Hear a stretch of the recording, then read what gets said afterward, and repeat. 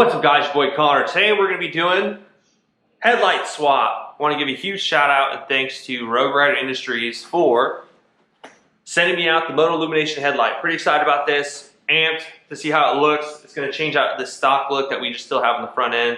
It doesn't look bad, but it just doesn't really give you that, what, that look dope kind of look, that double take. So be sure to hit them up on Instagram at Lowrider Industries or visit them on their website, lowriderindustries.com. Let them know your boy sent you. So the main issue that you're going to come across with the newer Softails is going to be the headlight connection. Now, these new ones, I want to say, I believe they are H13 connections, to where it's not the same as it is on the Sportster, where the 3-prong type kind of plug. And so that's one thing that you're going to run into a problem with. That they do sell an adapter. Most of the ones I've seen are for touring models, according to the fitment specifications. Can you make them work on your bike?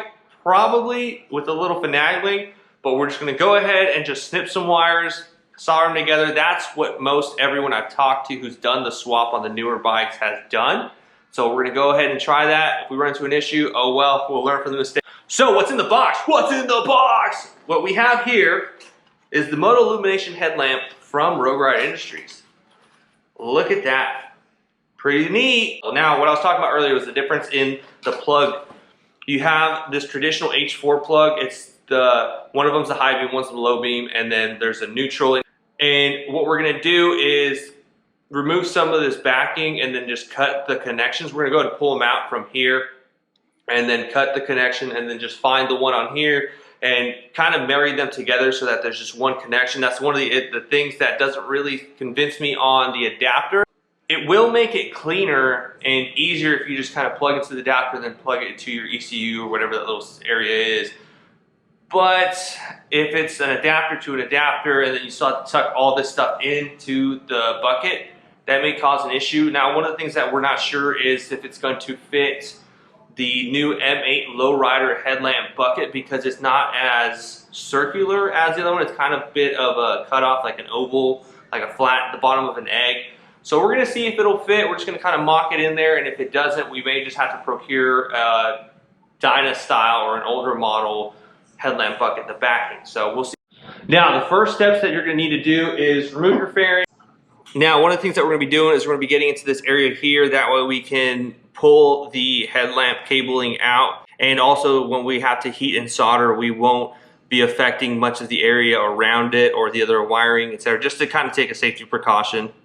So the first step is going to go ahead and be remove the fairing.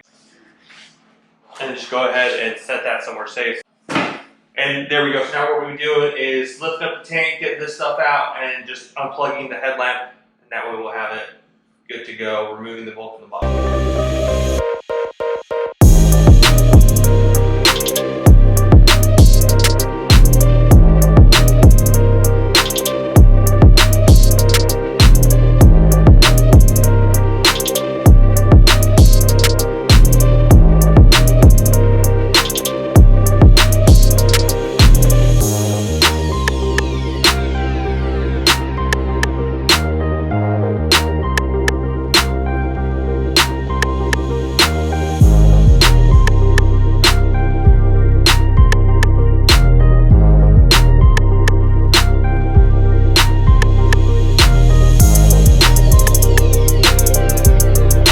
So what we've run into is that these two will not fit into the same housing.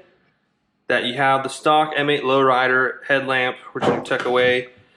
It does not fit into the stock Lowrider backing, so we're gonna have to get one for a Dyna, etc., and then just gonna retrofit this into here. And essentially what we're gonna do is cut some of the wiring so that we can do the direct plug from here into here.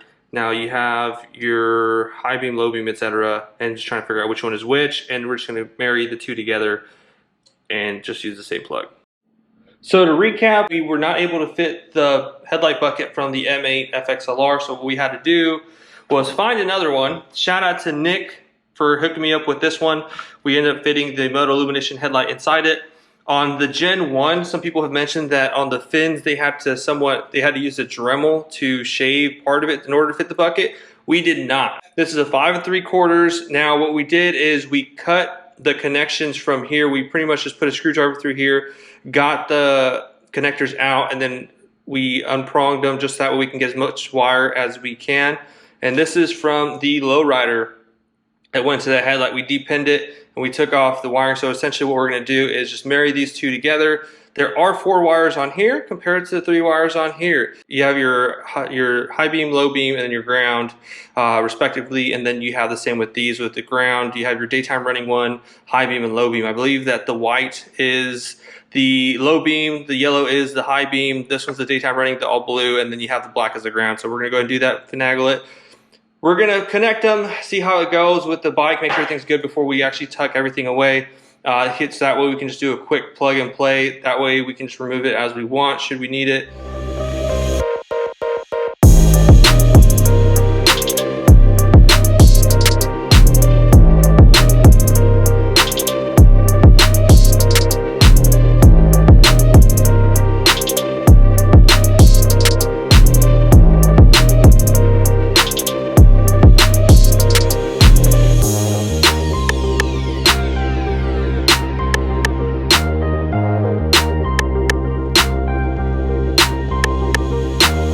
We're good to go. We have it all set up. Now we're just gonna go ahead and solder these all together.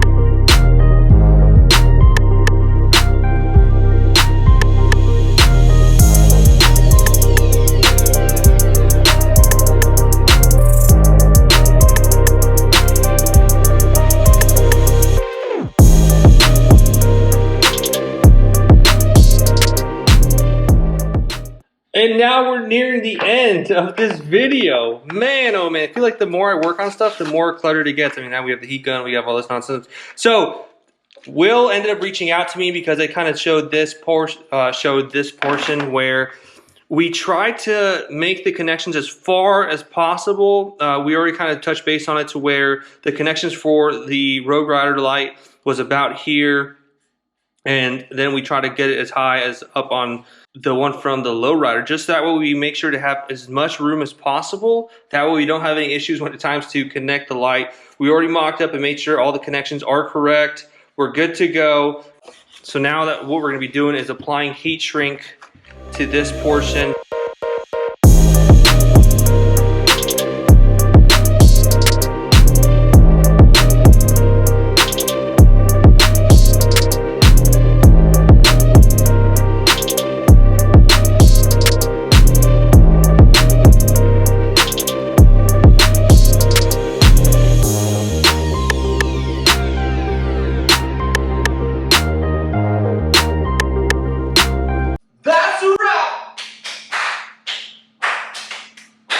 That's a wrap, guys. We have the Motoillumination headlight on. It looks freaking wicked. Huge shout out and thank you again to Rogue Rider Industries for sending us out the Motoillumination headlight. Link in the product description below.